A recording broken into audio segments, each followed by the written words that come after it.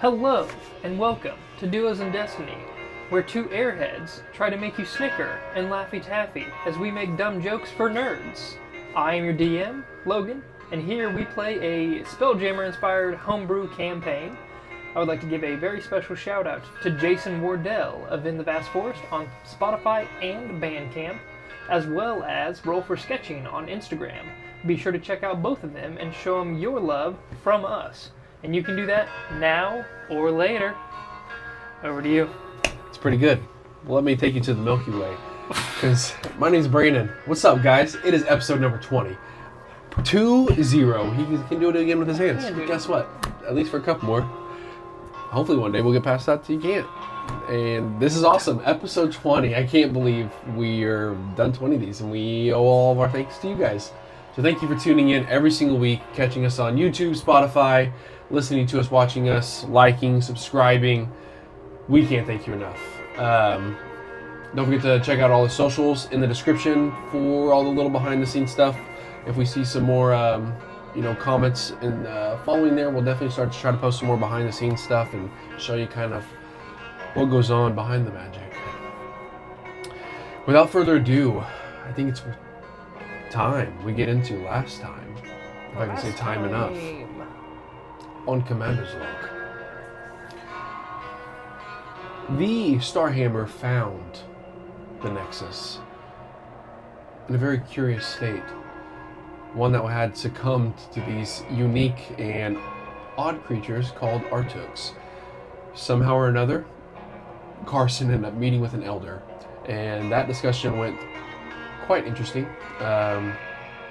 It was rather long, but found out lots of information that ultimately led Carson to saying, hey, we need to get back to Torvengard and talk to Tantham, and that he did. In meeting with Tantham, he gave him all the information that he relayed that the galaxy is far larger than we had ever come to realize or known, and moreover, there's something called an intergalactic table. Who knows what that is? But with these Artooks, we found out that if there's a time to leave Torvengard, that time is now. And with that high of a worry, that really only leaves one solution, and that is to talk to the King of Torvengard. And that, my friends, is where we will pick up, I believe. That is where we pick up. After you and Tantham have had your long discussion of a very serious topic of getting everyone on Torvengard off of Torvengard, he comes to the conclusion that it's probably time you meet the king, and that the two of you guys, or that all of you guys, have a conversation about what is coming for the future of Torvengard. Tantham looks at you, and he says, well, I don't want to ruin a serious moment, but there is something I constructed that, both you and Carlisle would like.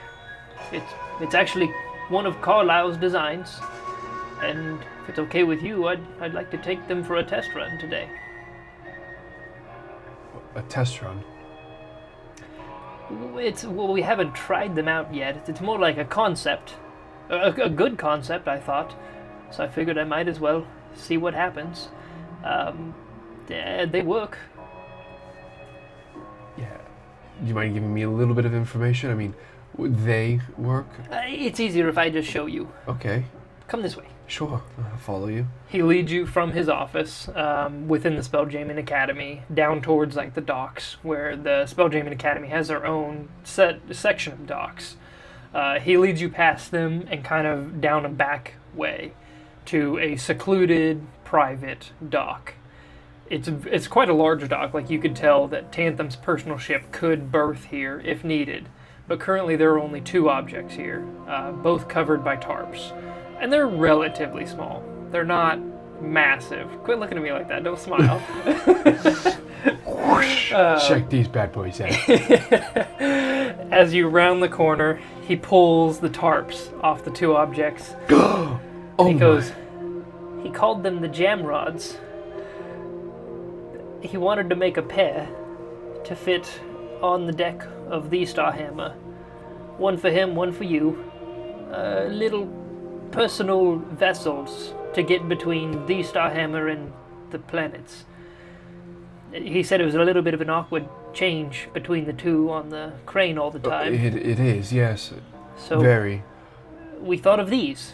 And he points you to two what almost look like motorcycles. It's essentially a spelljamming helm seated by itself and encapsulated in a frame to the point where it's like almost like an X-Wing mixed with a motorcycle. Oh. And the fact that it has like two arcane outputs on the front with like a fully encapsulated helm that has like a cockpit that lifts up and down, and it's like fully encased in steel.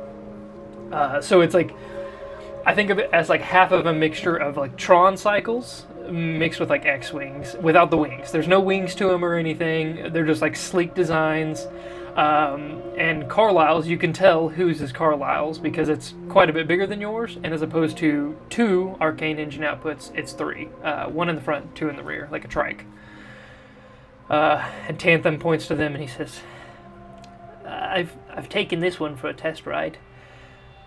I think they'd serve you quite well. Tantham, you've outdone yourself. I didn't outdo myself. My hands made these. Carlisle's brains put these together. These are his designs. It almost felt like closure for me to build them. Felt like I had to.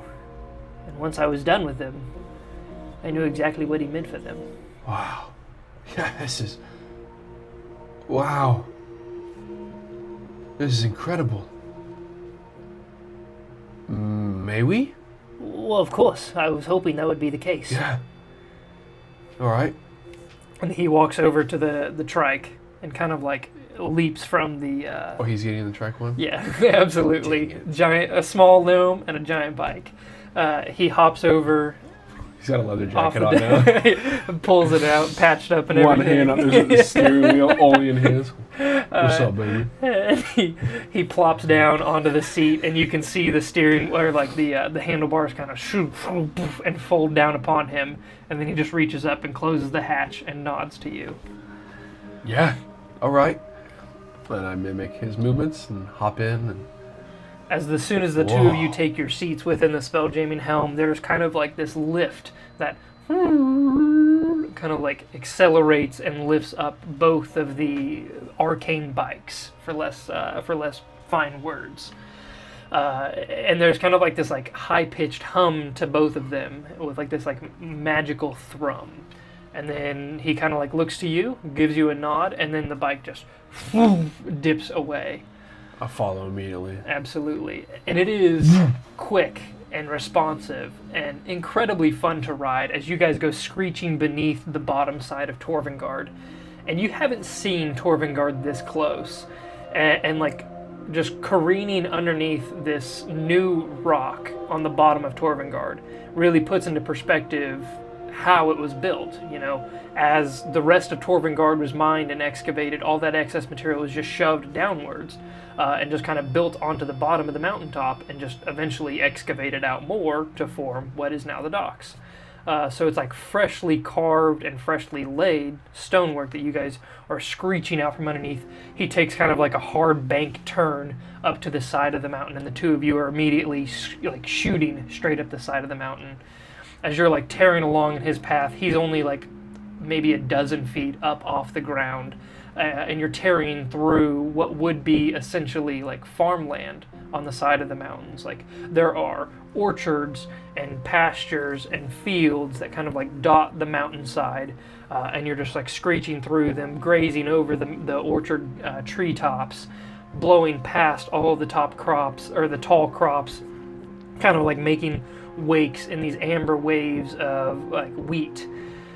You scream up and over, bouncing over all of the terraces, and there are several like farmhands and workers that are like stopping to stare at the spectacle of two unknown. sleek, unknown objects shooting, screaming up the side of Torvengard. UFO, some would say.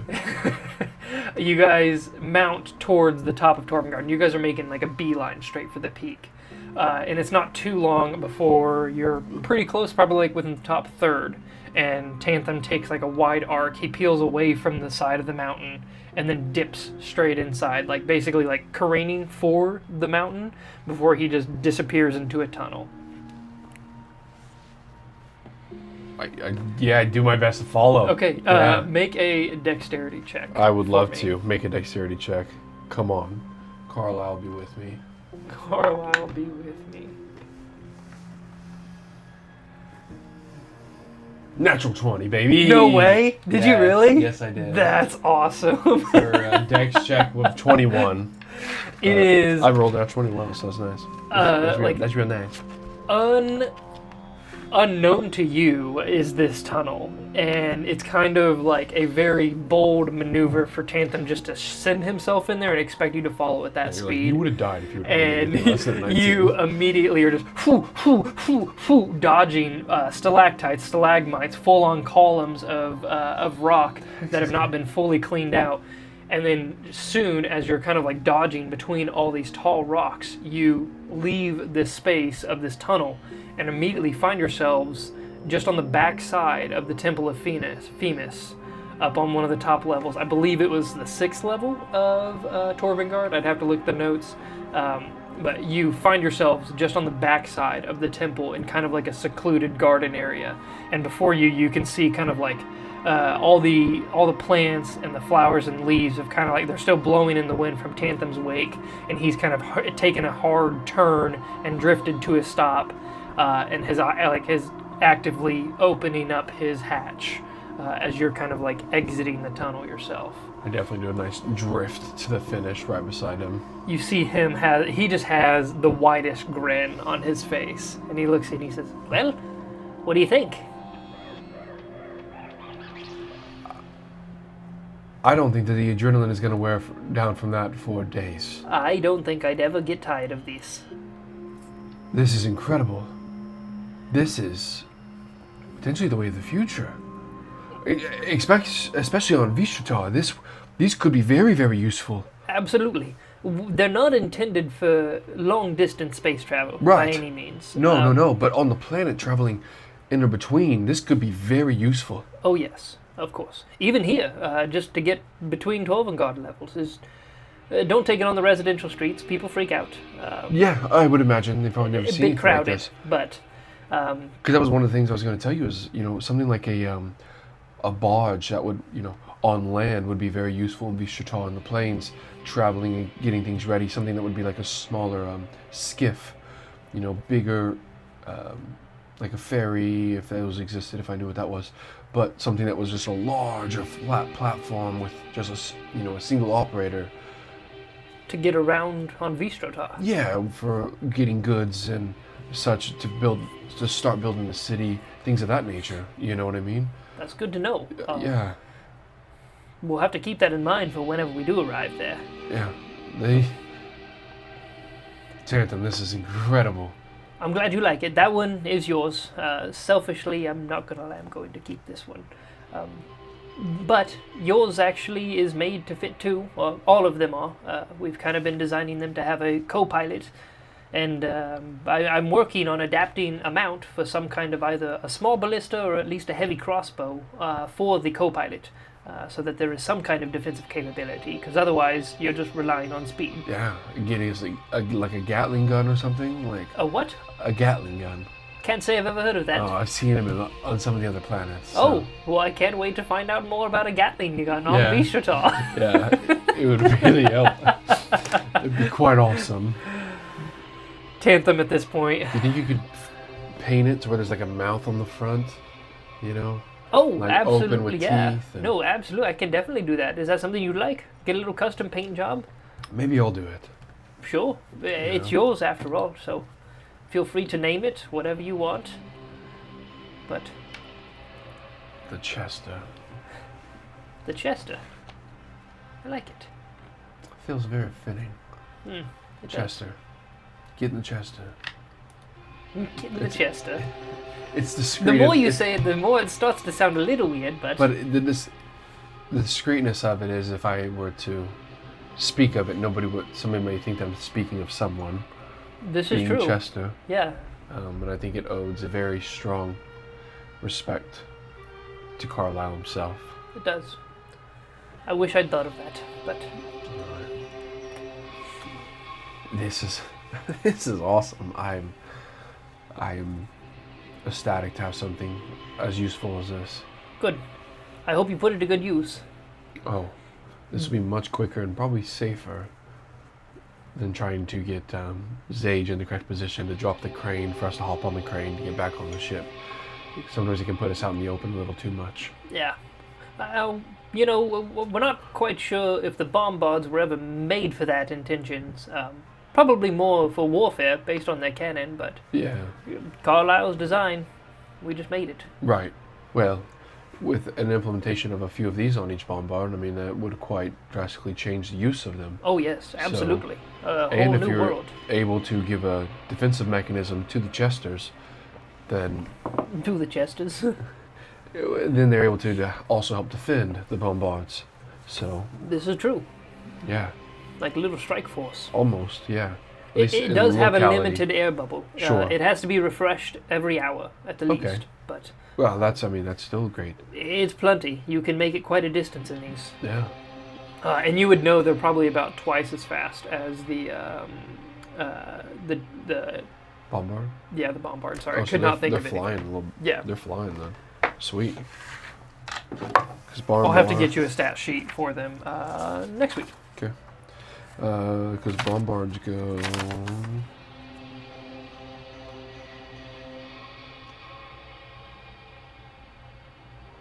Oh, that's funny. This doesn't say. Kimball cost, hit points, armor. Yeah. So, I don't know. Yeah. Hello. In the meantime, you and Tantham have been having this conversation in the back of the Temple of Themis. He kind of like, well, enough talk. Probably time we get to the king. So, wipe that smile off your face. I'm kidding. He's a nice guy. I mean, I kind of go like stark white almost, and I go, "Oh yeah." I'm just messing with you. Don't worry. He's very pleasant to be around. Yeah. Okay. Am I dressed well enough? Sure. Okay. You look fine. All right. It's just this way. And he leads you through a couple back passageways. He actually leads you first into a back entry of the temple itself, and then leads you down several hallways and passageways somewhere you would never have even believed to existed. Before finally you guys enter out into like a central atrium that the temple itself is built around, like this massive, grand, beautiful entryway. Okay. There are two large spiral staircases on either side, and then central, kind of sandwiched between the two large staircases, is a gigantic set of stone double doors that you would know lead into the actual like sanctuary, the actual temple itself, where people would go to worship. The spiral staircases kind of lead up and off into the temple themselves, and you haven't really ever been up that way. But he takes you up the left spiral staircase. And you guys kind of just like amble up the staircase. You see several kind of like acolytes, priests, and even just Torvengard natives walking around. They all kind of like look to Tantham with respect and bow their heads. Quite a few of them were like, "Admiral, good to see you." I don't know why I addressed Tantham in his own voice. It just stuck. You guys spiral up 4 flights of staircase before you land on a very large landing. The landing itself, you've seen from the outside looking up towards the temple. It's one of the highest window points, a beautiful stained glass depicting the depiction of Themis himself at work on a forge. And it kind of looks out upon the garden down below. So you see the pavilion that is just full of craftsmen and all sorts of worshippers of Themis. for the most part, which is almost all of Torvengard itself, but here itself you see the most devout, honing their crafts, looking for inspiration and all sorts of stuff. And you are looking down upon them from this vantage point when Tantham kind of clears his throat. This way. Oh, right. And he leads you to a set of double doors that lead further into the temple themselves. The double doors open up into what you would know as kind of like an entertaining hall for the king. There is a throne and several chairs next to it for his advisors, his council. And then this would be where the commoners would come to have town halls and similar meetings with the king himself. So any kind of grievances or whatever, if you had an appointment with the king. So the temple is connected to the throne? Yes. Okay. Yeah, so the temple is kind of like a large base area, and then the throne and the palace itself is situated on top of the temple. Very kind good. of like very, like way up in the top. Yeah. He leads you past this, as this room itself right now is empty. And he takes you into, let me get this right, I don't remember if there is...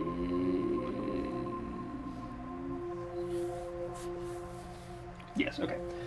So this would be considered like the king's court that you just entered. He leads you through a door in the back of the king's court into a very wide room that is warmly lit by a gigantic hearth on one wall that takes up most of the 20-foot wall. There is this magical enchantment of fire that burns without the need of logs. It provides comfortable warmth as well as ample light for the room. Several sconces kind of light the edges, and central to the entire room is this finely crafted, ornate stone table inlaid with gems and all sorts of rare precious minerals. And you see the king himself seated at the head of the table. One of his counselors, who you would recognize as, let me get the last name right, that's right, Counselor Pierce Amethyst, an Earth Genasi with from a very pronounced family, the Amethyst family. They have, or she herself has this almost like sash of, if you cracked open a geode, that is exactly what it looks like. Like inlaid within her gray skin is a sash of a cracked open geode, essentially. And on the top of her shoulders, kind of like this one large amethyst that protrudes, and then her hair is all kind of like a spiky amethyst appearance. The two of them are deep in conversation, kind of like sifting over some papers that are in front of the king. And they both look at you at the same time. And let me get myself right here. As Pierce looks at the two of you, she looks to the king and she says, "Excuse me, I must be off then." And kind of like walks towards you and Tantham. She kind of like has a cold stare towards Tantham. And she says, "Tantham, I see you're doing well. You seem to be put together. And who are you, if you don't mind me asking?" And I like cough for a second, straight back, like, uh-oh. I didn't expect to like walk in right this second, and they both look at me. Counselor, I am Carson Hallebrand. "Ah, yes. I have heard quite about you. It's a pleasure to meet you." And she kind of like sticks her hand out in like the weird shake of where you're like, do you kiss it? Do you like shake it gently? And it's just kind of like a gentle shake. I kiss her hand. Oh, okay. And she's just like, "Oh, sweet," and kind of like side eyes Tantham at the same time. As I like kiss it, I like look at Tantham like, I'm trying. He just kind of has like a very confused stare at you. He's like, "This is a weird custom." I got no idea. Yes, it's an honor to meet you, Counselor. "Please, call me Pierce. Yes. I've heard quite a lot about you, but our conversations are better served for another day. I must be off. King, Tantham, Carson, pleasure to see you all." Pleasure. She leaves. King Harfig kind of like taps a couple papers, straightens them, and lays them down, and he says, "Tantham, it is good to see you here today. And you must be Carson. Carson Hellobrand of the Starhammer. I have heard a great tale about you, but at this time I have heard it from your own lips. Please, have a seat. And he kind of like pushes one of the chairs out with his feet. King Harfig Emeraldjaw himself, I'll give him a quick description. Please. Is a very stout dwarf. You know that he at one point used to work in the mines themselves. Before he was appointed king, he used to work in the mines. He was one of the lead mining, I don't know what their titles would be per se, because that's my day job is mining. But he was essentially like a lead of the mining crews. And was a very proficient miner, and essentially had like a lot of respect held within the community before the previous queen died, and he took her place as he was appointed. So he has the build of a miner. He is very stout. He is a dwarf, but he is kind of like in the shape of somebody that used to work a very demanding job and now does not. So he's gotten kind of portly. All of his features have gotten from the rough, sharp angles to kind of a more rounded features. But you can still see the harsh cheekbones and a nose that is kind of like crooked, as if it's been broken one too many times. He has a very well manicured black beard that's inlaid with braids that kind of surround emeralds. And so there's like emeralds that kind of like dot his beard all along. And then today he is wearing a set of blue robes that kind of have like a silver trim of metal all around him. And he's seated. He's like, please, take a seat. Tantum, it is very good to see you. When I walk over towards him and I stop before I sit down and take a very large bow. There is no need for the formalities. Yes, sir. I'll take a seat. We have much to discuss. I have heard tale of you ever since you first boarded the Starhammer and got Carlisle Colchester to leave this planet. From your first exploits on Grey Grim Island, the heroism you displayed, all the way to the exploration of a new planet. Tantum says you bear even greater news today. Maybe not greater, but more significant news. So please, pray tell, if you wouldn't mind a synopsis from the beginning. I would like to get to know you, Carson. When you say beginning, do you mean like how I first met Carlisle, or first? I apologize to be who I am. Even as king, I do not know you. Yes. I would like to know as much as I could about you, your origins, your family, where you came from to where you are now. I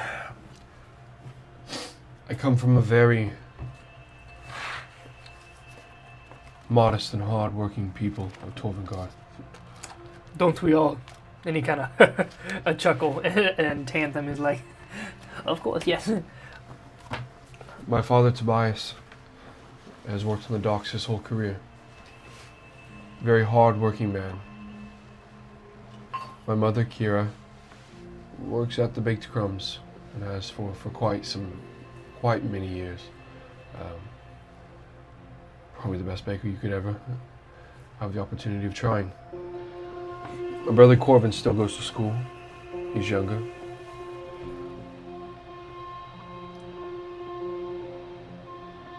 I tried to apply to the academy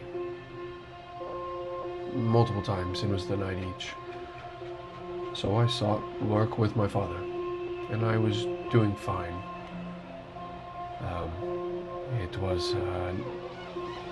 It was work. That's all it really was. Until one day, Cognan and Dustfinger came back to town. I had come to know a few of his crew members through working with the docks, and I was given an opportunity to see their new ship. That night turned from good to bad very quickly, and I found myself seemingly coming back from death in an alley, in a dumpster, full of trash, smelling like wasted food and old ale. I stumbled into the Starswill, to my surprise, to come face to face with Carlisle Colchester that evening, that night, in the middle of the darkness. Carlisle Colchester was my light that saved me. He brought me back to the Jim Horner Manor, where I slowly, for no reason, was given the respect and honor to be part of the Starhammer's crew. Carlisle Colchester trusted me, and in turn, somehow, was able to convince Tantham, Jim Horner, here to trust me. At a time where I don't think I trusted myself at all. We had set out for Grey Grim, and I believe you know most of everything that happened there.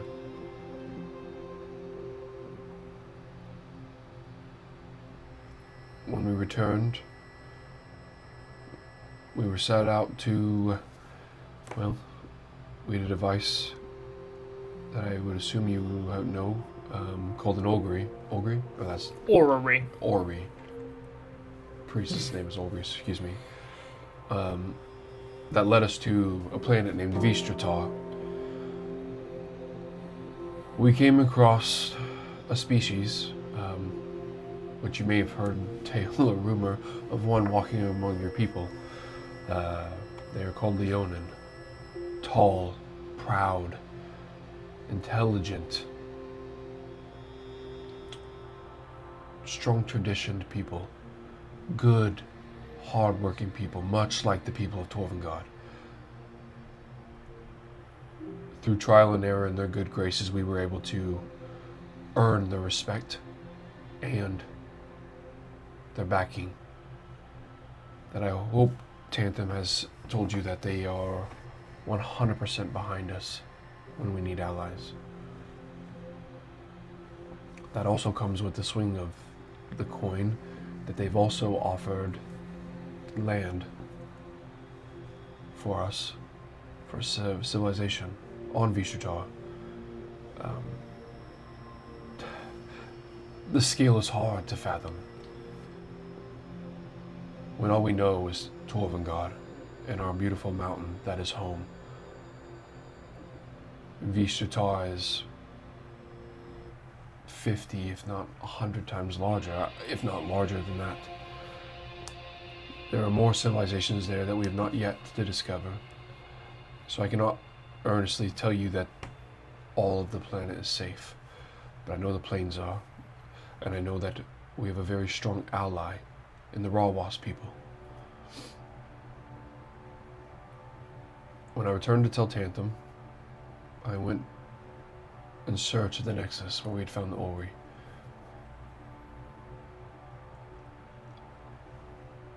That is why I think I am probably here today.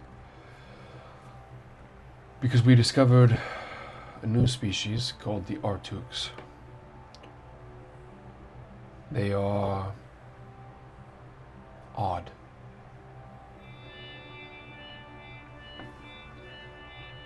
They have several tendrils that come off with a long central neck that connects to their head. They kept talking about how our sphere is unclaimed. How that's something that they called, and I was eventually able to speak with the elder of the Artuks, claimed that the intergalactic table, the seat for our sphere, was open, and henceforth why we are starting to see or more counts of these outside species finding their way into our sphere. They're trying to create dominance and create a seat for themselves at this table.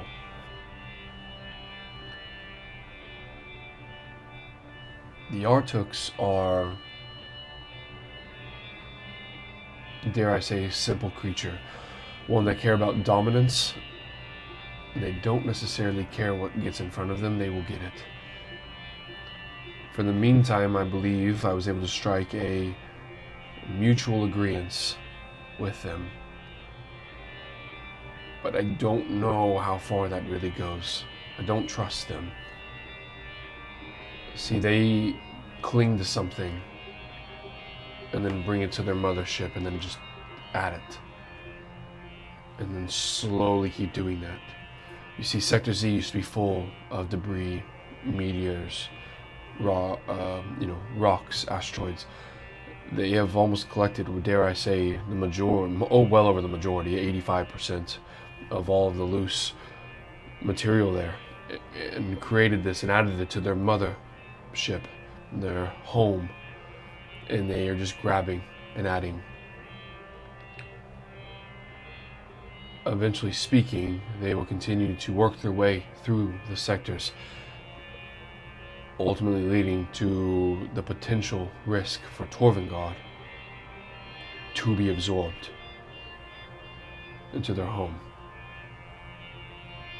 What that means for us, I would only dare say that is the end of our home as we would know it.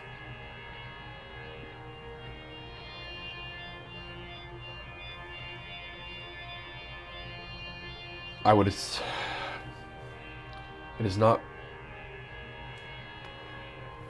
is with a heavy heart that I would advise, if my words mean anything to you, King, that we begin an extraction. We start to transport our civilization to Vishatar to start over. I know there's been concern of us being on Torvengard for as many years as we have and starting to run out of resources. Vishatar offers that and so much more. The planet is close at this time, and I think our days are numbered.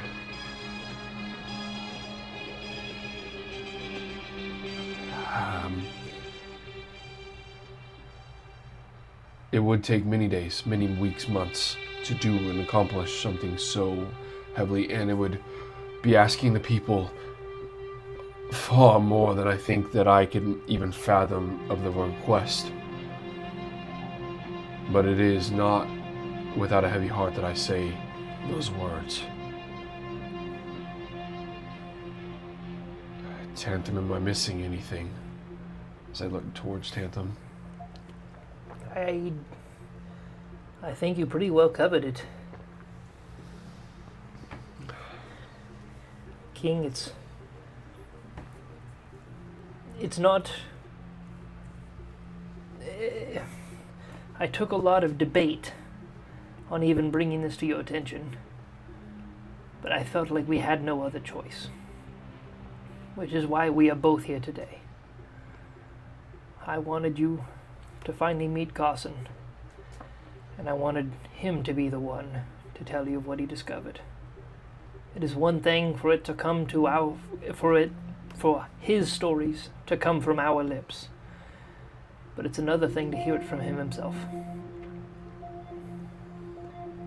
The king kind of finally eases himself back. He's been in a very rigid, pensive pose, unmoving, steel face, a king's face on, someone that is not allowed to show outward reactions. And he finally stops and lets the facade drop. I figured it was true, your stories, just based upon who I heard them from, but I wanted to hear them from the man himself. I appreciate all that you have shared with me today, and I apologize for not recognizing the family name. I appreciate the service that your family has provided to Torvengard, but I greatly appreciate everything you have done for for our city itself. Everything you continue to do. It is selfless. This is the kind of people we need on Torvengard. That is who Carlisle Colchester was. Selfless, caring. I do not think it is ironic that he found you a companion. It is with a heavy heart I learned of his death. But I am glad to know his spirit lives on through your actions.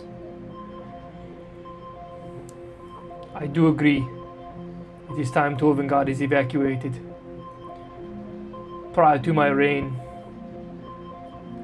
nay, prior to the discovery of Carlisle Colchester, this city was on the brink of collapse, verging closer and closer to its capacity. It was only through him and his discoveries, his sharing of the knowledge of spelljamming, that we would continued to grow, that we had room to grow. I do not think it is just coincidence that he and you are the ones to have found a new home for us. I would be eager to not only go there myself, establish relations, but I would like to establish a colony there. And I agree, we should be moving people as fast as we can.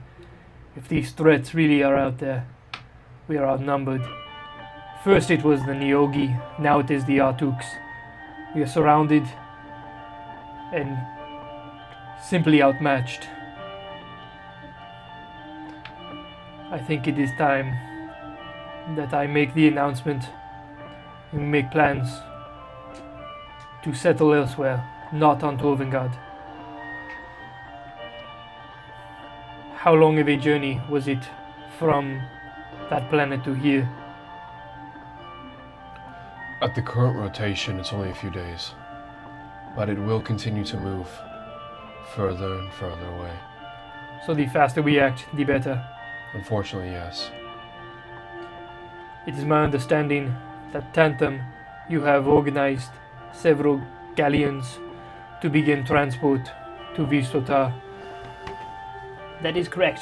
I have 4 ready to go, each stocked, or not stocked, well, they are fully stocked of materials and supplies, as much as we could carry, along with each accounting for around 70 to 75 individuals.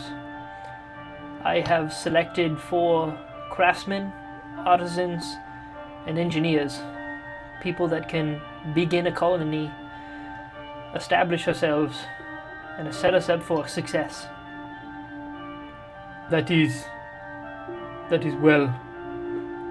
I agree that this is our first line of action. Would you have room on the ship for one more? Of course. I assume you are wishing to go? I do. I want to make sure if we are to take our people there, it is a place good enough for all of us. I want to lay eyes on this Vishota before I send my people off there. How soon can we go? The ships will be ready this evening. This can be arranged. Carson, is there anything else you would like to add to this? I have a couple of things, if I may. Of course. And I don't mean to be brash. One thing that I have learned from my dear friend Carlisle to Colchester is that bravery sometimes is a necessity. I would ask that the 1st of Rotson be known as Colchester Day.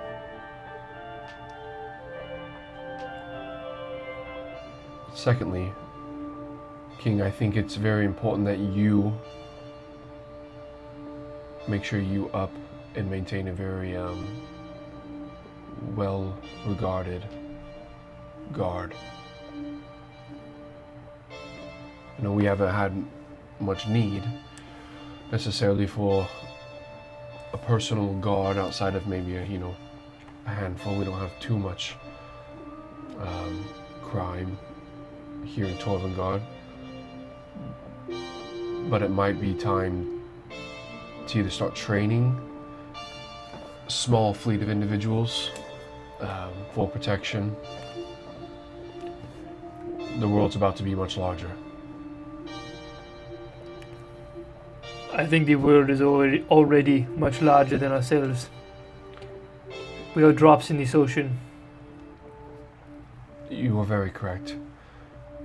But the playground that we are about to access won't be controlled by us. You're talking of wild space. Wild space, Vistratar, although we have allies, it is a very large planet.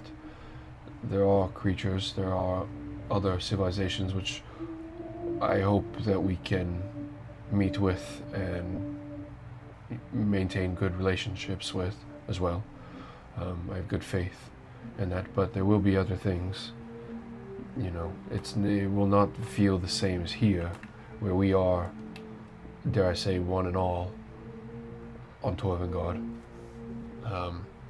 It will be a different way of life for a while until we establish a very comfortable position. It is going to be quite the change for ourselves, for the people of Torvengard. Our whole world is getting flipped upon its head. We're being dumped out of it. What was our last population survey? Just shy of 13,000. Tantum, if there's 13,000 people to take, how many days do you think that would be? Okay, hold on. Let me run the Right. calculations real quick. And Tantham kind of starts scribbling. While he's doing that, the High Priestess, Ogri, she has spoken quite highly of you. She has told me of an interesting vision the two of you have shared. A place amongst the stars, amongst this asteroid belt we live in itself. Mm-hmm. Do you have any intentions to go there? I do. If I'm not mistaken, you've seen Femus as well. I have not personally. That is a special club in... Sorry, I thought you had told me she... It is a club only joined by Carlisle Colchester, you yourself, Ogri, and Tantum. I don't know if I ever did mention that he did, but I don't think I did. I probably wouldn't have said it, but I thought you had. That's the only reason I did. Okay. I probably wouldn't have said that because that'd be very awkward to say. Yeah. Okay. So if I can retract that, I will retract absolutely. that Yeah, absolutely. I would have one more request that I'm not sure if Tantham is leaving with us on this first route or if he's continuing to stay here to continue the push. But if Tantham is not going, I would like the responsibility of escorting you. That actually brings me comfort. To know that you would be there, to guard me, to watch me. You, honestly, are the expert in this field. No one knows more about where we are going than you do. So know that in your heart. But do not let it go to your head. Never. If it is okay with you, Tantham, I will have you stay here and ensure the city remains organized and that the evacuation proceeds. We must recall the Callians from Sector D, begin to organize materials, stuff to build with, food stores, water, anything we can bring that is going to make life easier to establish. when you start thinking about these things, I think you are just the man. And Tantrum just kind of like holds the finger. I would very much so like to join you on the Starhammer if that is okay. Yes. Yes, sir. Especially if there is that one from Vistota on the ship itself. I'd much like to meet this individual, this Leonin you called him. His name is Pizor. Paizo. I've heard rumors of the He's a character. great tall beast walking around with, well, with you. Yes, and he will probably be very pleased to meet you. So, Thank you for all that you have shared today, Carson. If that is all, I have a lot of business to tie up here before we can leave. You said we'd be leaving tonight, Tantrum. Tantrum holds up a finger, and then he slams a pencil down, and he says, "Yes, we're leaving tonight. I've been working on something, a new ship. I call it the Ark. Something that can contain more than just what the galleons can transport, in case we ever needed to transport masses of people. I think it could, by my current estimations, we could probably transport around 500 people on the Ark. And then on top of that, with the 14 galleons, I think it would take us just shy of 200 days to get the entire population evacuated. By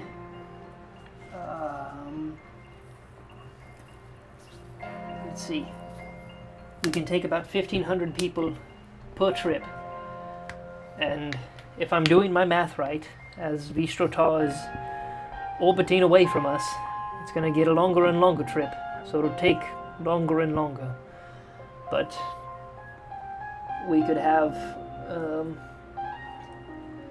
at least by 25 days, almost half the population moved. Well, hold on. I can't. That'd be too quick. Oh, sorry. After 6 trips, we can have well over half the population evacuated, which is going to take about 100 days. But that's plenty of time. Well, who am I kidding? That's not enough time to build a new city. But we can try. It's going to be difficult for all of us. We can do it. If anybody can, I know it's the people on Tormagard. I agree, and I appreciate your sentiment here. Well, I must be off to my business, so if it is no matters, you can see yourselves out. Is it a pleasure to meet you, Carson? The pleasure is all mine, sir. It's been an honor. And I look forward to serving you more. That goes both ways. I will stand up, I'll take a very deep bow and hold for one good second. and then I will walk backwards to the door. So I face him the entire time. Okay.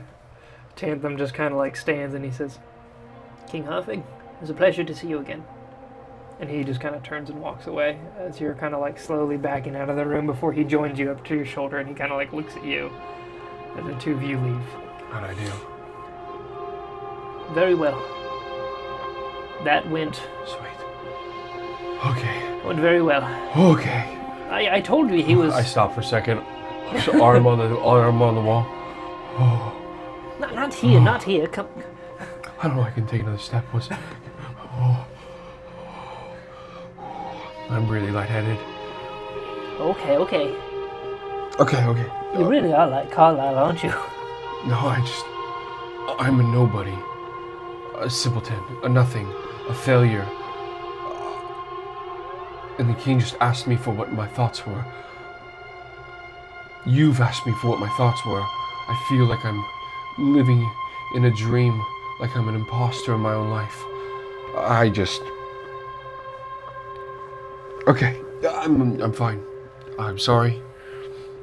You're in good company. Before I was... Oh, whoever I am today, before I met Carlisle, I was just a farm boy. I used to help plow the fields on the sides of Torvengard. Then I met Carlisle. And here I am. Before the king was who he was, he worked and toiled away in the mines. You're in perfect company for who you think you are. The sky's the limit, Carson. I needed to hear that. And you seem to be pushing the limit every day. Well, that's part of it. We've got a lot to take care of before this evening progresses. We do. I'd like to see my folks. Of course. I'd like to kind of give them this news from me first. Is this something that you think that the king will be announcing before he leaves? I mean, him leaving Torvengard is major news. Yes. I imagine there will be some kind of announcement before this evening's up. Okay. Very well. And I hope I'm not wrong. I kind of forgot where we left off, time-wise, when you returned to Torvengard. I know you had... I'm trying to backtrack it. You'd rested out in Wild Space, and then gone, met with the Artooks, and then just beelined right back. So it's probably... Did we beeline back, or did we rest once? I think we rested. I think you're right. I know there was at least a rest amongst, like, outside of Torvengard. And I can't remember if it was one or two. Yes. So I have to watch it back to exactly backtrack where we're at. So it's either been... I think we'd have to be gone for 3 days. Like, we came back on the 3rd day.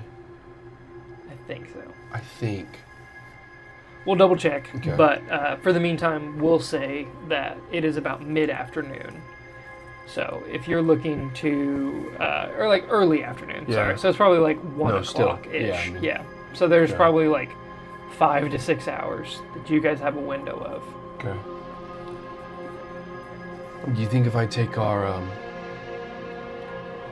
my chest out and park it in front of my folks' house, it'll be a problem? No, by all means.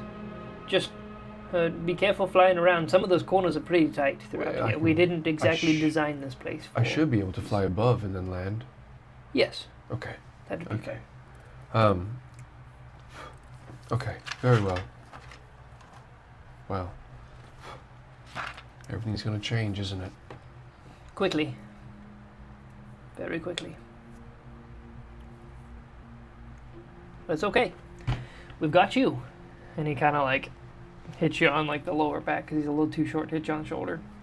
It's crazy. This is all we've ever known. You know, this is home. Yeah. I'm not keen on leaving it either. Yeah.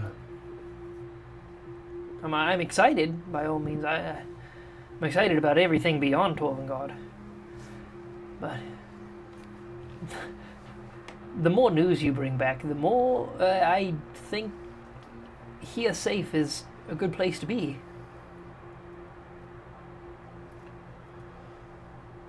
It'll only be safe for so long is a problem. I can't guarantee it. I think that time of safety is getting smaller and smaller.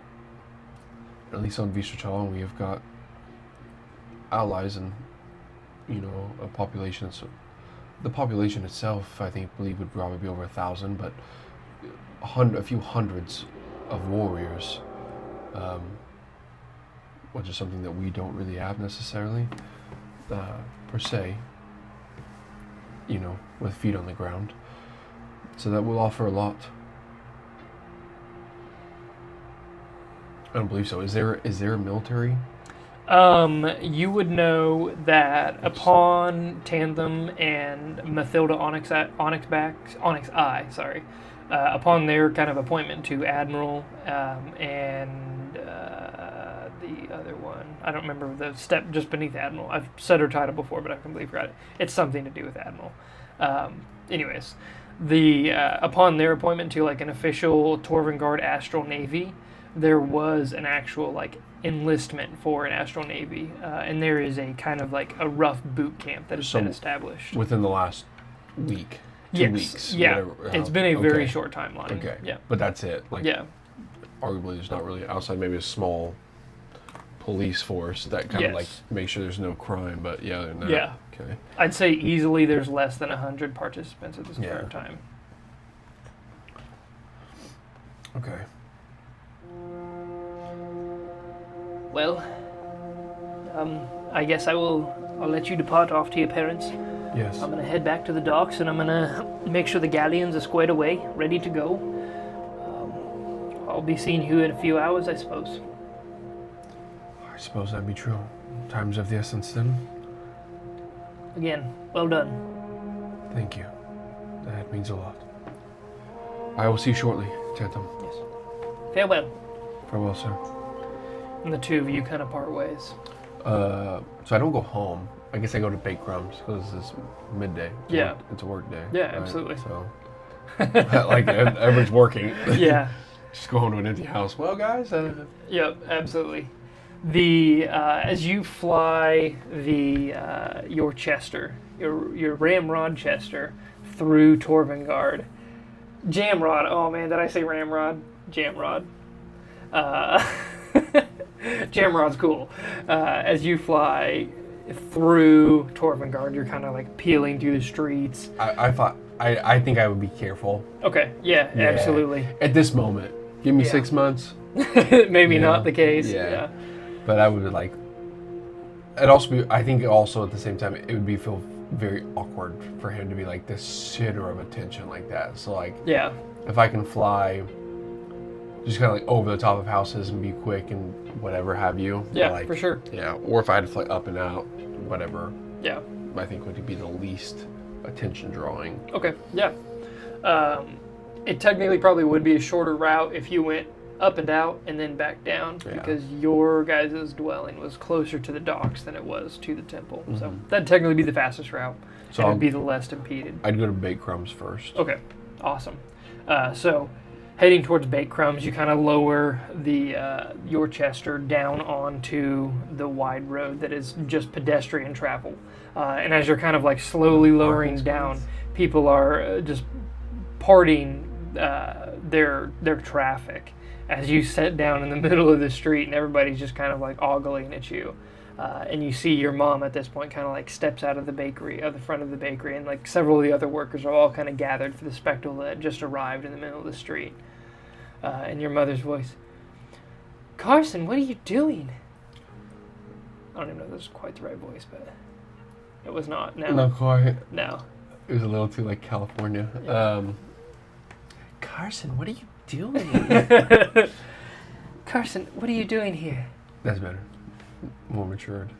And what is this? That's for another time, please. And I kind of grab her arm and I like pull her back in, gently back into the Bake Crumbs. And I go, I need you to go home. Begin packing. Carson, I can't just leave. Listen. My... The king will be making an announcement this evening. Torvengard is at risk. Everyone is being evacuated. I found a planet not far from here. We're going to be setting up a new city, a new Torvengard. At this point, it is almost our only option. Pack what's necessary. Pack the things that mean something. Life is about to change as we know it. There will be time for some things, but it might be best for you guys to be some of the first people there to help establish and set up and, be some of the good, strong voices that you have been for the people. This is all from your journeys out. Yes. Okay. I don't even know what to pack. I need to get your brother. Yes. Could you get your father, please? Gate Croven, I'm on my way there now. Okay. I don't know the state of the people. I do not know what the state of the people will be when the announcement goes out. I imagine there will be some hysteria, but this isn't going to be a overnight fix. This will be several weeks and a few months. So it will be a long haul, but I think it'll be best. And I can make sure that you guys are some of the first people there. Okay. Get home. I'll go. Okay. I'll go get Corvin. Very good. I love you, Carson. Love you. And I just jog back out. Hey, don't touch that. Hop back in. Awesome. Okay. From there, where to? I will go land this on the Starhammer, Mm-hmm. and then I will go find my father on foot. No, Absolutely. I don't want to land this. Yep. It fits very well on the cannon deck, kind of like space between the actual cannonballs themselves that are set off to the side. It fits well enough to still have room to maneuver down there. It'd definitely be crowded with the two of them here, but they would both still fit. But Wait, on the cannon deck? yes, Is that like underneath? it has like that opening. Oh, okay, To where that's like right. the crane, Yeah. reaches right over, so you can basically take Cool. up a portion of that. Okay. Yep. So you land your Chester. Is it the Chester, or are you calling them the Chester? I feel like they should just be called, like, they're just called Chesters. The Chesters. Or just like, maybe this one is the Chester, but because it is. Yeah. Or, well, technically speaking, Tandem should be called the Chester. But Oh, they are yeah. just called Chesters. Like, that's like the name of the. I'm here for it. That's what I'm going with. Yeah, sure. Kinda I'm cool. here for I like it. Yeah. Henceforth known as the Chesters. No longer the Jamrods. I think it's something known as Jamrods. The official name is Jamrods, but like the, Yeah. what would you call that? Like the, not street name necessarily, but the common name Yeah, would like just Kleenex. be. Yeah, like the common name would just be the Chester. Yeah, colloquial name. Colloquial, Yeah, that's what it there is. it is. The colloquial name is called Chesters. Yep. So, but I would go find my father, Tobias.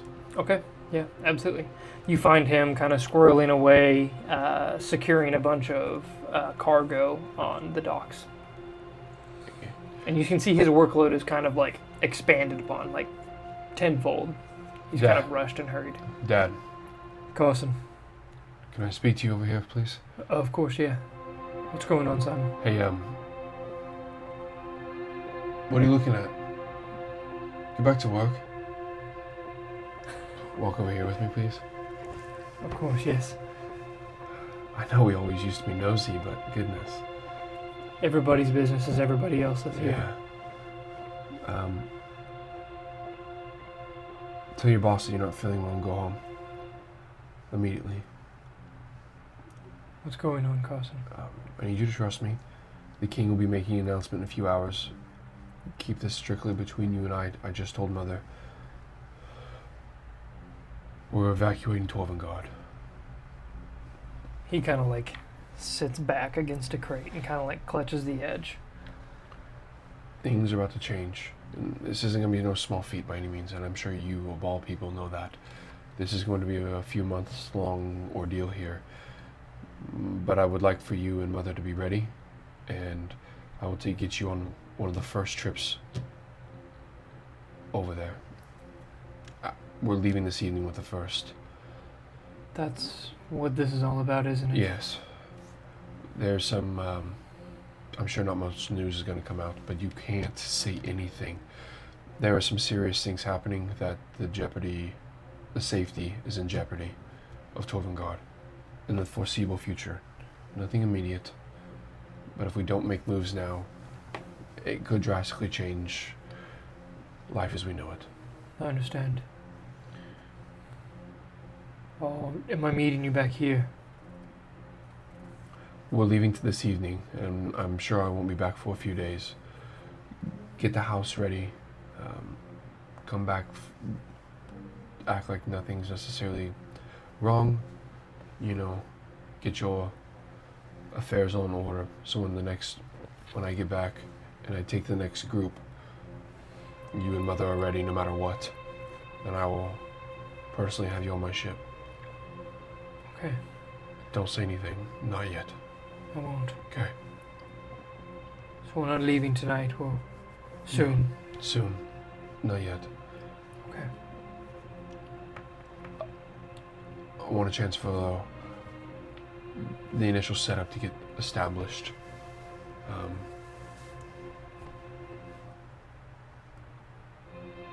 Yeah. Is your mother picking up Corvin? Yes, she's already going to grab him now. Okay. I'll meet them back at the house. We'll get everything ready. I imagine we'll be back in probably about 5 days. yeah, I was gonna say 5 to 6 days.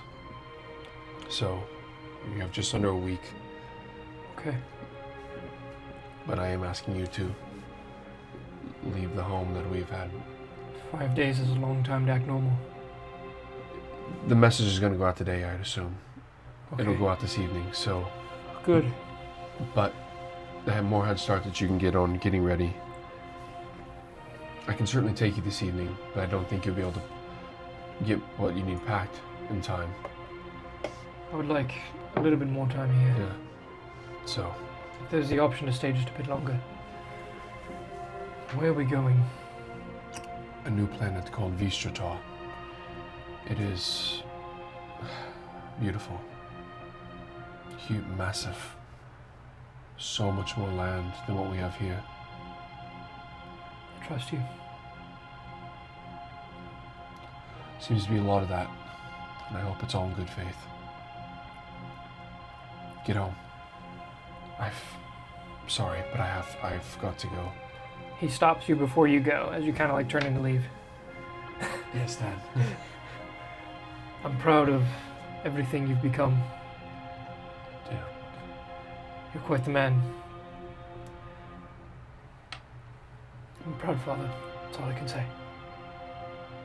And he kind of pulls you in, and as you pull away from the hug, you see like kind of like he wipes a tear from his eyes. And he says, "I'll go find your mother." Thanks, Dad. I'll see you soon. I'll see you soon. Be safe. You too. I know you Take will. off. Okay. Next order of business for Carson Hallebrand.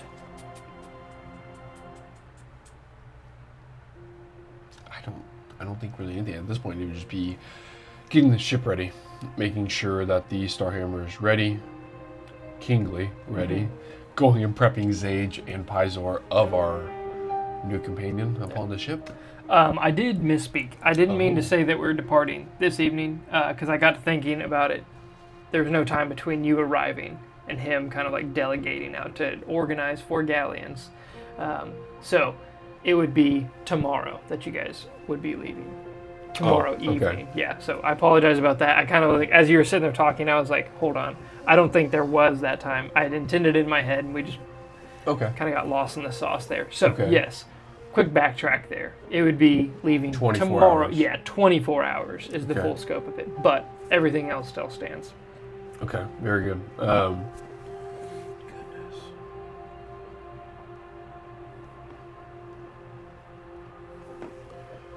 Well, if that's the case, then, sir. Give me 2 Shopping seconds. episode. Yep. And you would have Pizor. You met with Pizor when you had stopped in at the Starhammer. Oh, okay. Yep. Brish would also, like, Pizor, Brish, and Tanthem were all on the Starhammer, kind of just readying it. All very speculative of what the heck you just showed up on. Oh, yeah. So I'm going to run back to...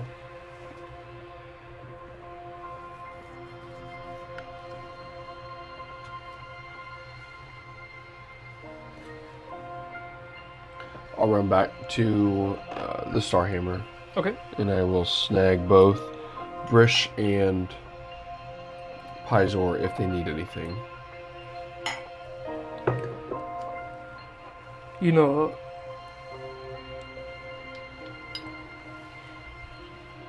sorry, Pizor's voice just completely went out of my head. If they're busy doing something, by all means. Yeah. But if they're willing, if they want to go with me, If it is at all possible, I would very much so like something similar. You wear armaments, like protection. I would like something like that. I am very vulnerable. absolutely. What do you think? Would you like something light to still move, or would you like something a little bit heavier? I think I could handle something a little bit heavier. Not too heavy, but Right. somewhere right about in the middle Okay. would be convenient. Brish, what are your thoughts on wearing something? Oh, do I need to be protected? Should I be worried? Not to be worried, Oh, you but said I wasn't going to go into combat. I don't think you will. But sometimes it wouldn't be. I think it'd be nice if you had something that at least was fitted to you to offer you something if the moment happened. Oh, I would really like a big old shiny set of armor, like head to toe. Yeah, I think I'd look real good. yeah, like a heavy set of armor. I don't Yeah. know. A heavy set. Come on, man. You know I'm sensitive. No, that's not what I meant. A heavy armor set. Oh, because I'm so strong. I get it now. You are. Yeah. But I think you're underestimating how heavy plate armor is. I'm So- big. What do I wear again? I wear. I like Half plate, I think. it. I used to wear half plate. I upgraded. Oh, mine. you did? Yeah, you have the heavy armor thing. This is correct. I have splint on right now. Yep. This is quite heavy. Oh yeah, because I can't wear. Oh yeah, I can. I have 15, so I could wear heavy plate. Other than it just costing $1 bajillion. Maybe something. Yeah, that's what the book says, guys. Even something that just of a more of a light leather, something or a nicer leather, if it came down to it. Rish. Yeah, I suppose I wouldn't be too opposed to that. Or even just a chain shirt that you'd be able to slide over and buckle. Something that would offer some type of protection if it came down to it. Yeah, I like that idea. The chain shirt. Yeah, let's do that. So I do have this breastplate. Or I have a breastplate, Pizor. Speaking Oh, of yes. which. If that would interest you, Breastplate is medium. breastplate is medium. 14 plus dex. Just a little bit under half armor, but it does not give disadvantage on stealth. It's the highest one without it, so... That is quite a nice piece. Are you sure you're willing to part with it? Yes, I am in great hands. I think it would serve me quite well. By all means, you may wear this. Okay, thank you.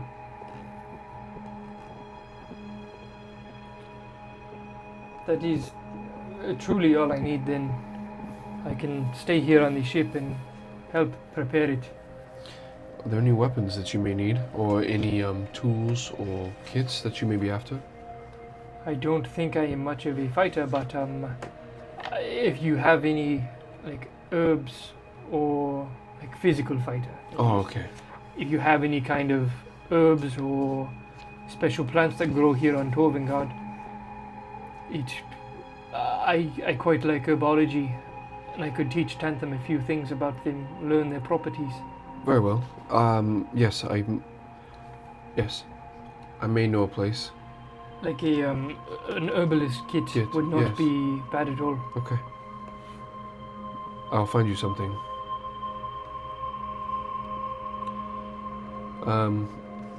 Brush, why don't you come with me, if you don't mind? Oh, okay, yeah. Something else I'd like to get you at least. Sure, yeah. Is it a new apron? Okay, I won't even ask. I'll just take whatever you give me. That sounds good. Yeah. Okay. Do you need a new apron? Oh. No, this one's fine. Okay, let's go. And I will head back to. You're gonna shoot me. I don't remember her name. But I don't. The gal, and I don't know that I wrote it down. Let's see. That was kind of an in the moment. Yep, I know how that goes. Man, let's see if I wrote it down too, because that was back in like early sessions, probably session. You know, I did do a pretty dang good job of writing let's see, this is prior to going to Grey Grim, is that correct? It's like it would be like session 5 or 6. Yep, it was session 5. Oh, okay. That narrows it down for the notes. Because I have new armor and maul. Oh, yeah, okay.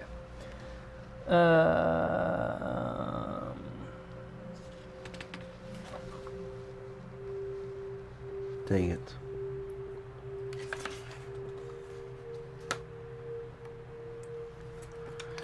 Darn it. So that was right after you got back from Torvengard? Or from Grey Grim? Yeah, Okay. because I went there, got that stuff, and then we headed to Vishatar for the very first time. Oh, dang it. I have it written down of what you purchased, Yeah. not who you purchased it from. Okay. Well, she doesn't have to be working. It's Yeah. her sister. So you also did find her in, like, the courtyard of the Temple of Femus, and you know that's kind of just, like, people come and go. So Okay. not guaranteed to find the same vendor. Well, I'm going there, please. Okay, yeah, absolutely.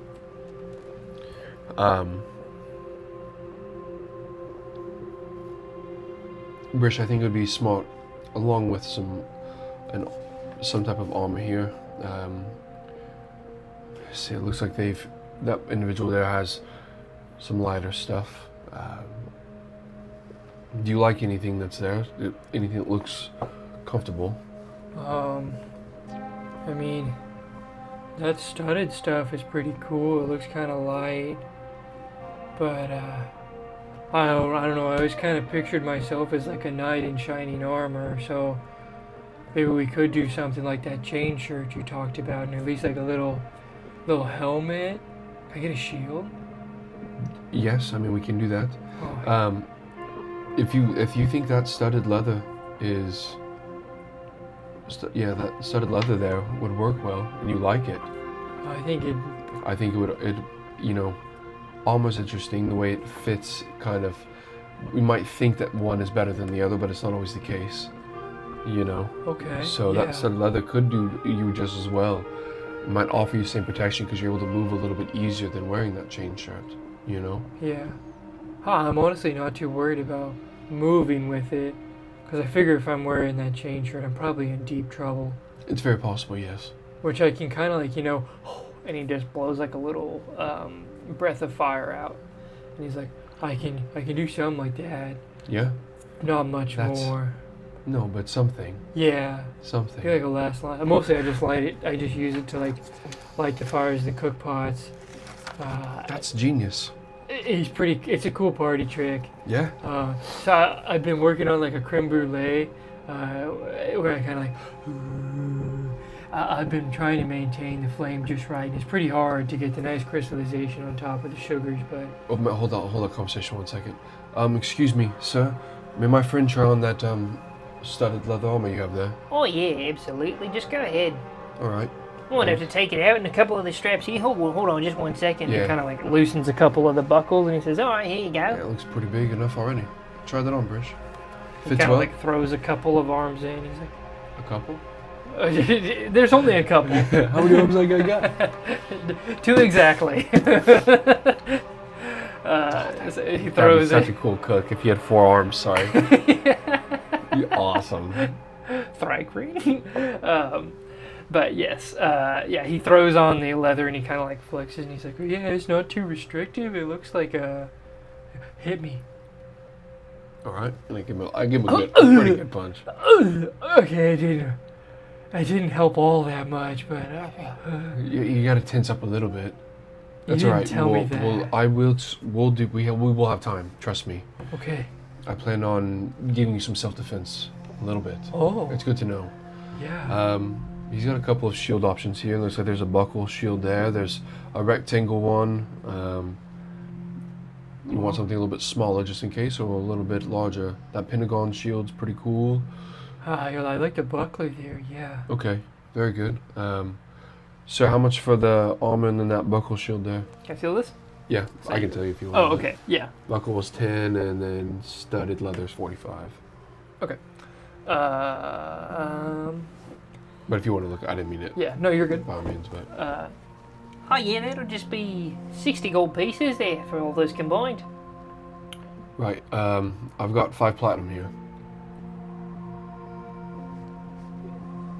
You're shortchanging me. No, but I also think that the quality's decent. Oh, so we're bargaining now. Okay. The quality's decent, and we're buying 2 things right off the bat. Didn't even give you a hard time. Don't have to resize anything. You drive a hard bargain. Go ahead and roll a persuasion check for the DM. Why would you ask that, Sam?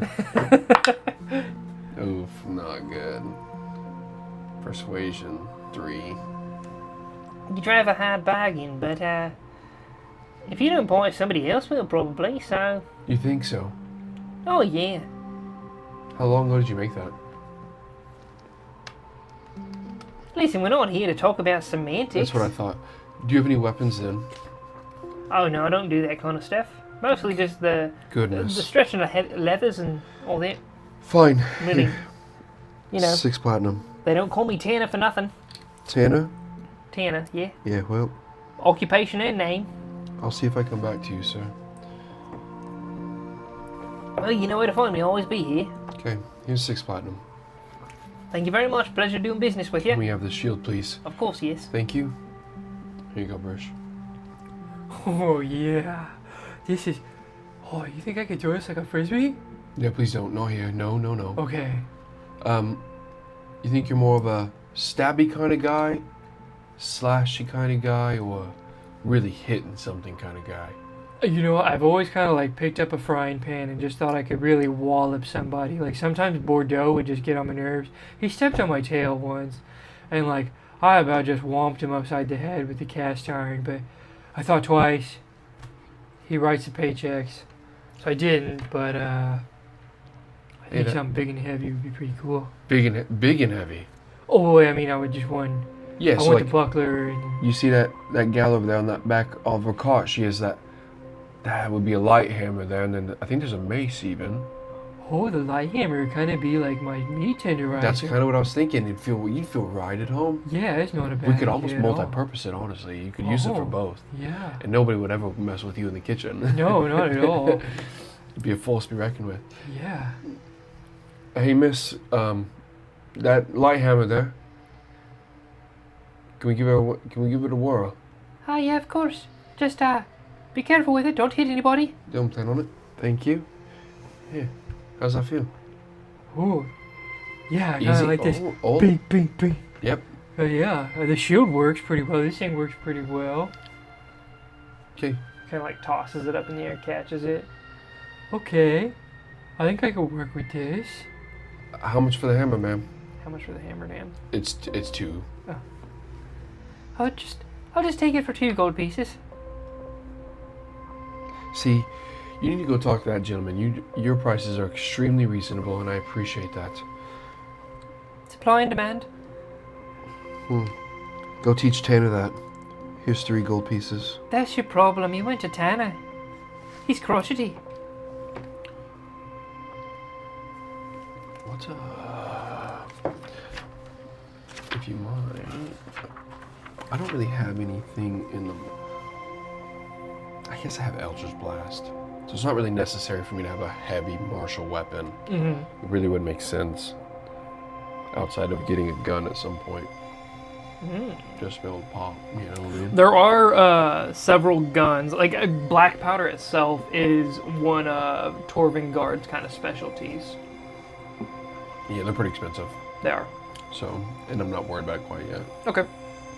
But I wouldn't mind potentially getting another big heavy weapon though, so I've got my arsenal increases a little bit. Yeah, I absolutely. like the idea of having my own little armory, you know. It's kind of fun. Do I want to look so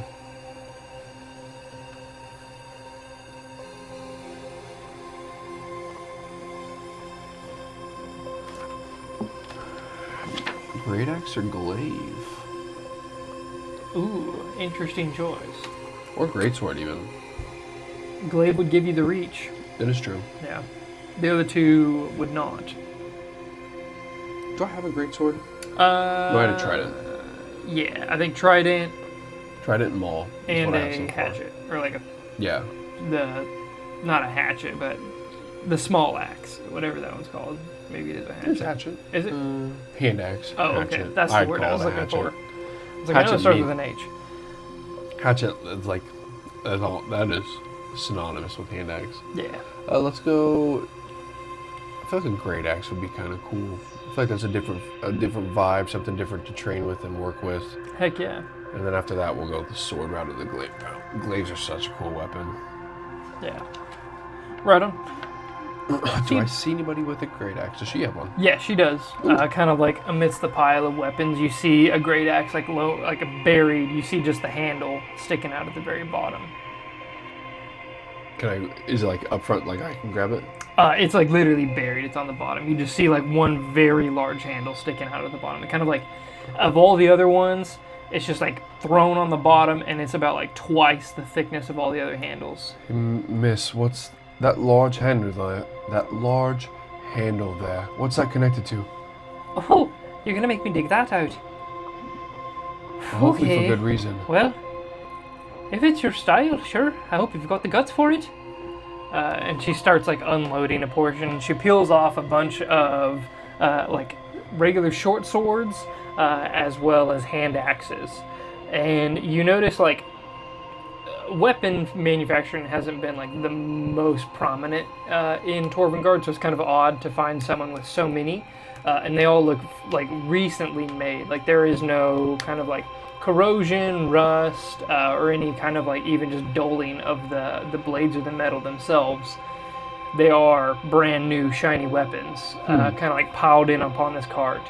And she's like, it's about time I've got somebody interested in this. She kind of like pulls it out finally and has about like this 7-foot tall great axe with a head that's about like 3 foot wide, 2 like gigantic blades on either end, and kind of like ending in a giant spike. She's 7 feet tall. Sure, I don't know how big a great axe is. It sounds about right. Great swords are massive. Like a true great sword is huge, like well over 6 foot tall.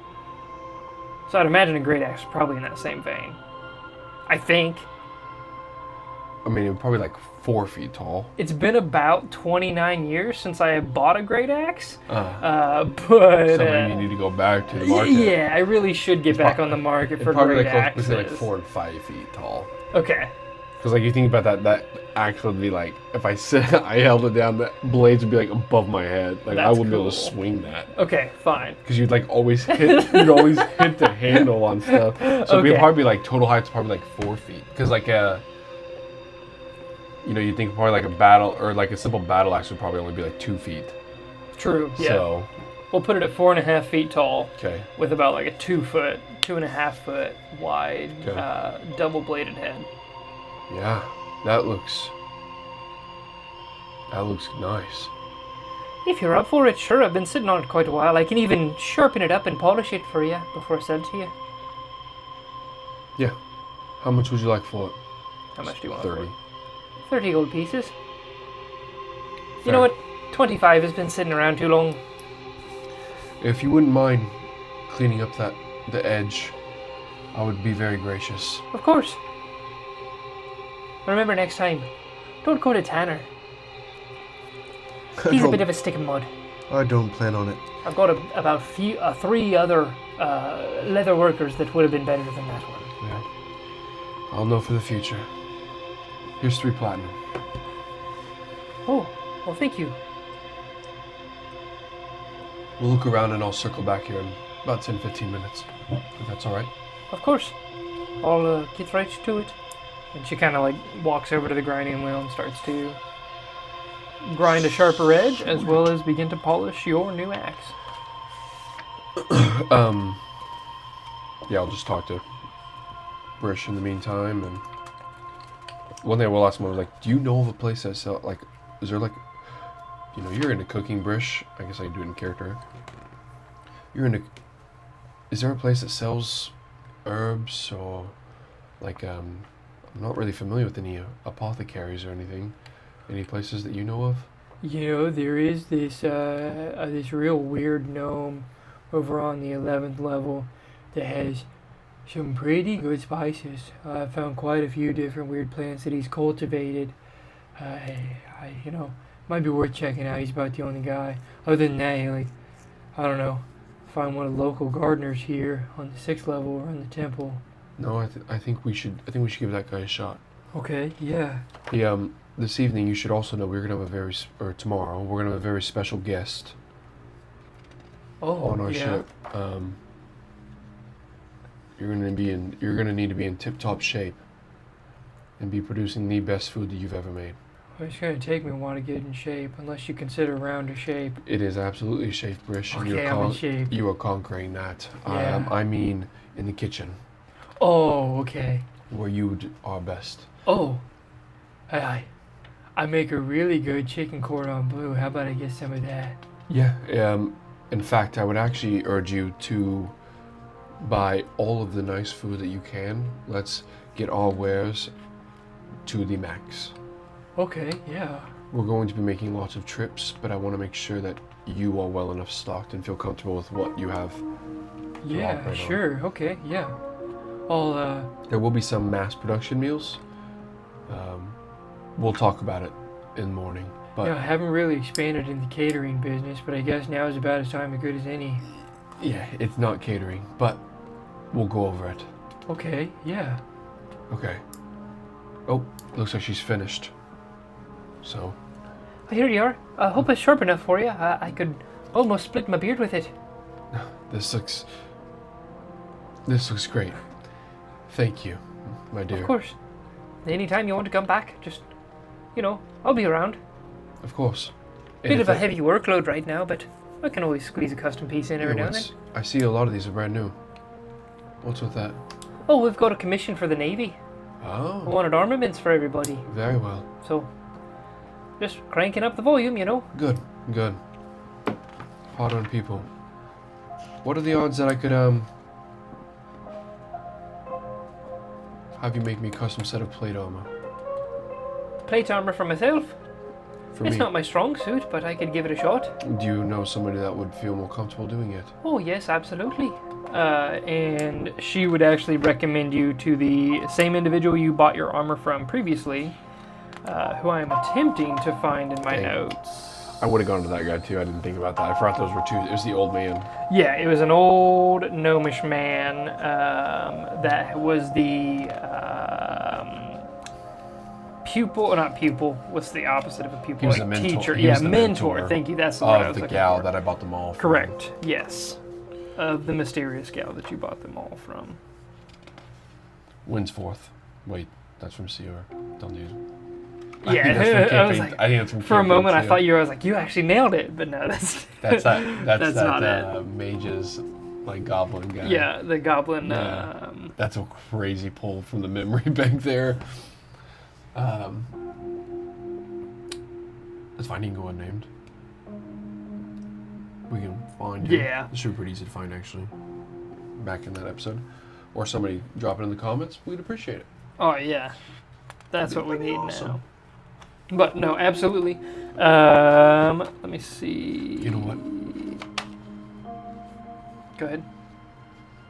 Brish, I know a guy down. I think I know exactly who to go to. Oh, good. Okay. Oh, I'll start making a grocery list while we walk. Yeah, please. Okay, so I think I'm gonna need some kind of bread. Oh, I probably ought to just get flour. Yeah. I'll have to get a couple bread recipes. Can we stop over by Baked Crumbs? I think I need to grab a couple bread recipes. Absolutely. It's not really my specialty, but Sure. okay. I would suggest buying, a couple bags of flour. Yeah, okay, I can do that. Okay. Oh, yep, there he is. Right in the same stool that I met him last time. Oh yeah, I recognize you. What are you doing back here? How are you, sir? Oh, still here, still around, just getting older every day. Well, I have a question for you. I'm gonna have an answer. Would you be interested in doing some custom work? Always interested, and it's about my specialty, I'm pretty good at them if you... You are fantastic at it. Oh, you don't need to fluff my feathers to get a discount. But I'm looking for plate armor. Oh, plate armor, it's gonna cost you. It will. But, I think, if I recall correctly, you were the one that came here with Carlisle's badge, weren't you? That would be correct.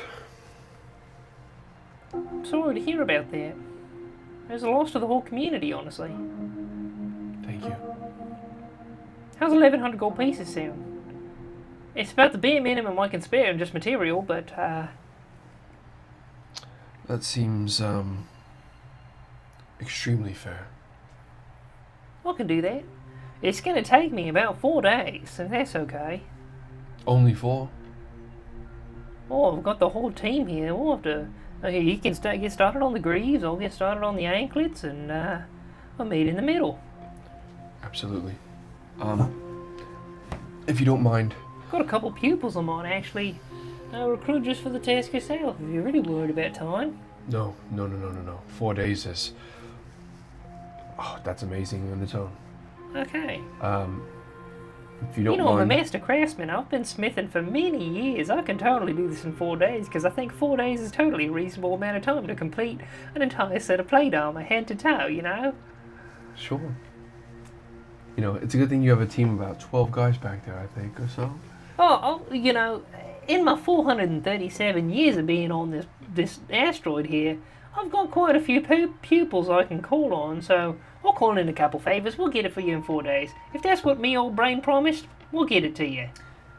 If I may have one request, if the accent leathers that you use in the inlays, if you can either use a burnt orange or a white. I sure can. Do you have the material in mind, or you want me to just source it? I don't have any material. I did buy this jacket from episode 1. Dating back a long time ago.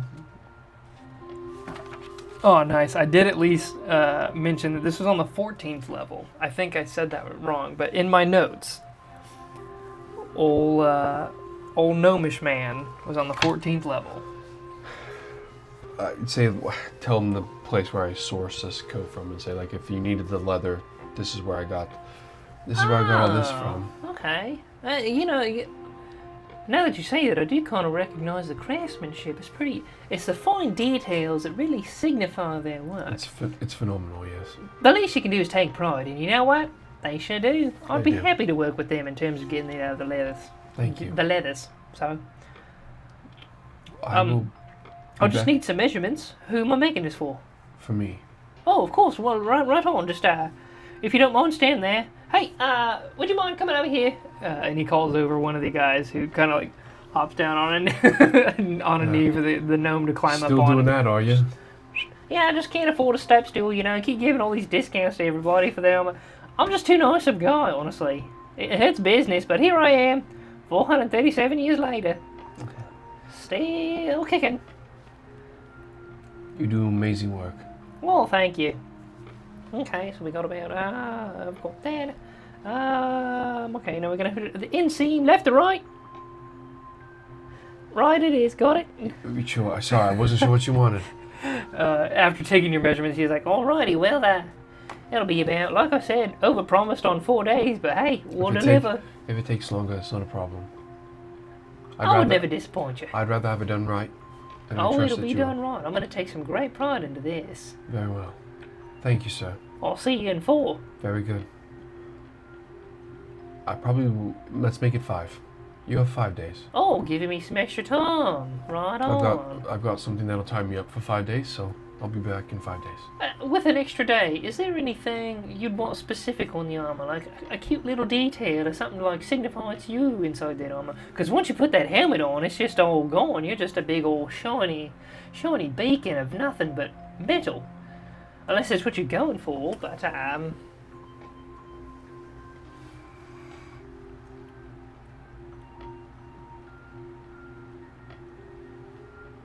There's part of me that was like, man, can you make it out? I was gonna say, can you make it out of brass breath, such soft metal, but like the orange soldier, yeah. AC-13. Can you make it out of black armor? Make it black. That'd be cool. Yeah, easily. Black and orange.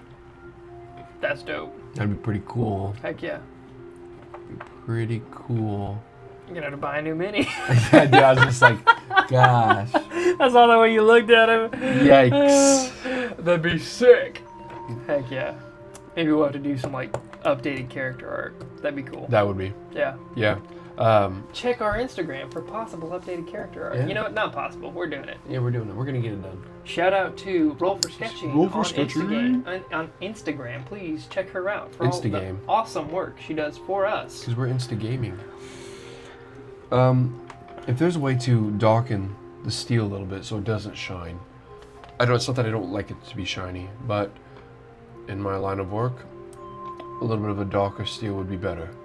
Oh, actually, there's this etching process that can darken it up to an almost like a cold, dark grey. It's not quite black. It's not midnight black, but you know, it's kind of more like just a dull grey. That's like a slate grey. Yeah, pretty close to that. Yeah. If that's okay. Oh, as dark as you can get, it would be great. Yeah, absolutely. So let's do that. Does the Starhammer have a symbol? The Starhammer does not itself. Okay. But Themis has The anvil. it is just an anvil. Yep, I believe so. Well, I I'd hate to ask figure him out that I'm wrong in my own lore. on the pauldron. Can you put the symbol of Themis on the left shoulder? I'll be happy to do that. I think that'll be. Praise the Creator. Yep. Very well. I will see you in just under a week, sir. Of course. Pleasure doing business with you again. With you. Take care. You as well. And then I'll just, for the rest of that day, just kind of getting whatever Brish needs for. Okay. You guys spend a good bit of time kind of wandering around between different, like, kind of small grocers in a way. Everybody kind of selling their own niche. You stop by Bake Crumbs to pick up a couple bread recipes, as well as a couple loaves of bread themselves. He sources out bags of flour, gets them all delivered to the docks, and just gets a mishmash of ingredients of anything that he could think of sent down to the docks and prepared for you guys there.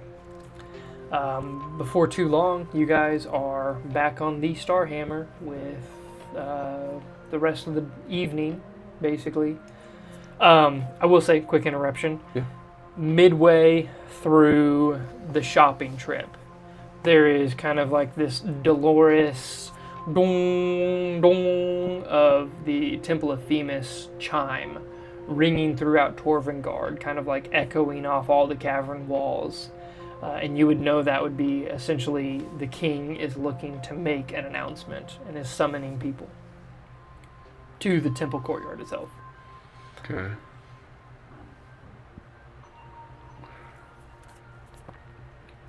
I think I would try to attend. Okay, yeah, So, absolutely. I'd be Your way far first off, attendance of any type of sword. I know I'm trying to decide right now if I would do it or not. Yeah, Too. I was gonna say, I know you what the avoid message. them all other times. I know I would know what the message is, Yep, and I'd you also do. like at some point I'll probably start drawing some attention. So like I'd also, but I'll be very standoffish. Okay. Not trying to get up close by any means, Yeah. but listening. There's a lookout spot that you and Brish both would go to when you were younger, kind of like just off the side of the gardens that actually looks out through one of the tunnels into wild space. And kind of like turning a 180, instead of looking out into the wild space, you have a pretty good bird's eye view. Not quite bird's eye view, but kind of like an aerial view of the courtyard down below you. It's far enough away where you wouldn't be drawing attention from anybody inhabiting or like attending the meeting. And then you can still get the full effect of hearing the king's speech as well as seeing the entire audience gather. Very good. That's where we will go. So that temple area fills up rather quickly as you and Brish take your seats, kind of sharing a few of the snacks from Baked Crumbs together. And that is when the king makes the announcement. In the simplest of terms, my dear Torvengard residents, citizens of Torvengard, sorry, that's what we call you. It is with a heavy heart, on the wake of the death of Carlisle Colchester, I tell you of the threats that loom just beyond our borders. Amidst the wild space, there are threats greater than ourselves that are closing in upon our location. It is our best interest to get ahead of these threats. Thanks to the brave acts of the Starhammer, we know of a planet, a new home for Torvengard, a home of hope and future prosperity for us. Tomorrow, we will begin our first journey there. I myself am going to ensure that this is a safe passage for our people and a new home for everyone. We will return in 5 days. From there, we'll begin the evacuation. If you would like to be one of the first volunteers, please, there will be a sign up at the docks. But otherwise, no, the evacuation is coming. Be prepared to pack. And please, by all means, this is not a means of panic. This is hopeful. We are not in any danger as of now, but we are trying to escape the danger before it is a problem. I wish you well. The speech ends. And with that, we are going to call the episode 20. No, longer. Let's play longer. But Gosh, guys. I will put a caveat on the end of this episode. Caveats. What? We are going to go forward with a little bit of downtime. Oh? We are going to progress the story in the evacuation of Torvengard, Okay. kind of highlighting key moments of the evacuation and the role that you decide to take within that. So over the course of this next week, we'll kind of like talk behind the scenes Okay. about what kind of role you would anticipate to have. And then next week when we return, we'll kind of touch on a couple of the key things that occur during Okay. this evacuation. And at the end of it all, we'll level you up. And depending on your personal interest, like Carson's personal interest, you can work towards gaining proficiencies or possibly a feat if it is so fitting. Oh, shoot. Okay. So. Sweet. A feat for free. Yeah. Everybody loves free feet. Everybody loves free feet. Free feet. That's awesome. Cool. That'd be super fun. Awesome. Okay. Yeah, so think about anything you want it to occur during Okay. your downtime, because that downtime could range from anything between the travel all the way to the full evacuation, depending on whatever that you wish to do. We will touch on the actual first trip between Torvengard and Okay. Vishartar, the arrival, and then everything between just that first little interaction with the king, but following right after, we'll have a bit of period of downtime for you. Okay, cool. So, Well, that'd be really fun. yeah, Sweet. right Well, on. Hey, that means you guys better come back next week and check out episode number 21 because it's about to be really fun. Yeah, So, guys, thank you so much for tuning in. Can't thank you enough. Episode number 20. Like and subscribe. And hey, we'll see you next Wednesday. see you guys.